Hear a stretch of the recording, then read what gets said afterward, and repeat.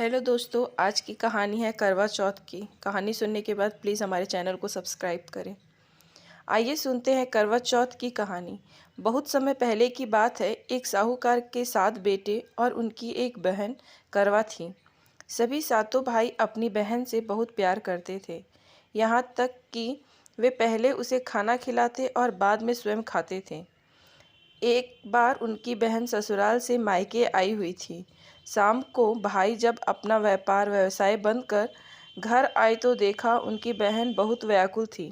सभी भाई खाना खाने बैठे और अपनी बहन से भी खाने का आग्रह करने लगे, लेकिन बहन ने बताया कि उसका आज करवा चौथ का निर्जल व्रत है और वह खाना सिर्फ चंद्रमा को देखकर उसे अर्घ देकर ही खा सकती है।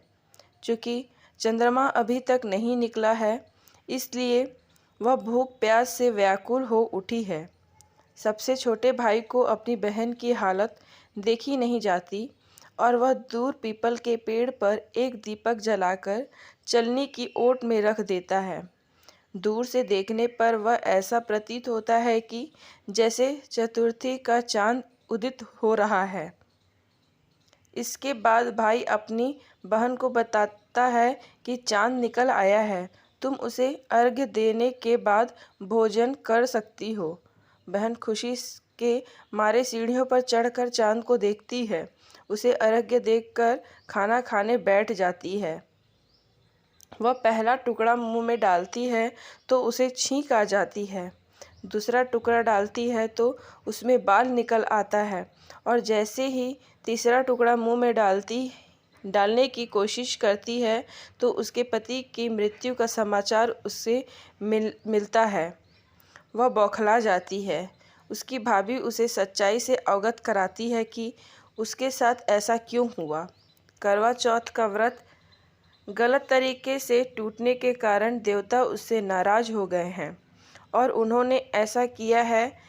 सच्चाई जानने के बाद करवा निश्चय करती है कि वह अपने पति का अंतिम संस्कार नहीं होने देगी और अपने सतीत्व से उन्हें पुनर्जीवन दिलाकर रहेगी। वह पूरे 1 साल तक अपने पति के शव के पास बैठी रहती है, उसकी देखभाल करती है। उसके ऊपर उगने वाली सुई नुमा घास को वह एकत्रित करती रह जाती है। 1 साल बाद फिर करवा चौथ का दिन आता है। उसकी सभी भाभियाँ करवा चौथ का व्रत रखती हैं। जब भाभियाँ उससे आशीर्वाद लेने आती हैं तो वह प्रत्येक भाभी से यम सुई ले लो, पिया सुई दे दो, मुझे भी अपनी जैसी सुहागन बना दो, ऐसा आग्रह करती है। लेकिन हर बार भाभी उसे अगली भाभी से आग्रह करने का कह चली जाती है। इस प्रकार जब छठे नंबर की भाभी आती है तो करवा उससे भी यही बात दोहराती है। यह भाभी उसे बताती है कि चूँकि सबसे छोटे भाई की वजह से उसका व्रत टूटा था, अतः उसकी पत्नी में ही शक्ति है कि वह तुम्हारे पति को दोबारा जीवित कर सकती है। इसलिए जब वह आए तो तुम उसे पकड़ लेना और जब तक वह तुम्हारे पति को जिंदा ना कर दे उसे नहीं छोड़ना। ऐसा कहकर वह चली जाती है। सबसे अंत में छोटी भाभी आती है। करवा उनसे भी सुहागिन बनने का आग्रह करती है, लेकिन वह टाल मटोली करने लगती है। इसे देख करवा उन्हें जोर से पकड़ लेती है और अपने सुहाग को जिंदा करने के लिए कहती है। भाभी उसे छुड़ाने के लिए नोचती है, खरसोटती है, लेकिन करवा नहीं छोड़ती है।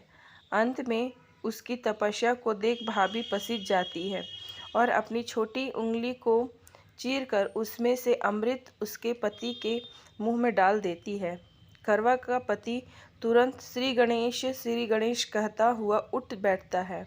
इस प्रकार प्रभु कृपा से उसकी छोटी भाभी के माध्यम से करवा को अपनी सुहाग वापस मिल जाती है। हे श्री गणेश, माँ गौरी, जिस प्रकार करवा को चिर सुहागन का वरदान आपसे मिला है, वैसे ही सब सुहागनों को मिले। दोस्तों, अगर ये कहानी आपको अच्छी लगी हो तो हमारे चैनल को ज़रूर सब्सक्राइब करें, लाइक करें, शेयर करें और कमेंट करके हमें बताएं कि ये कहानी आपको कैसी लगी। धन्यवाद।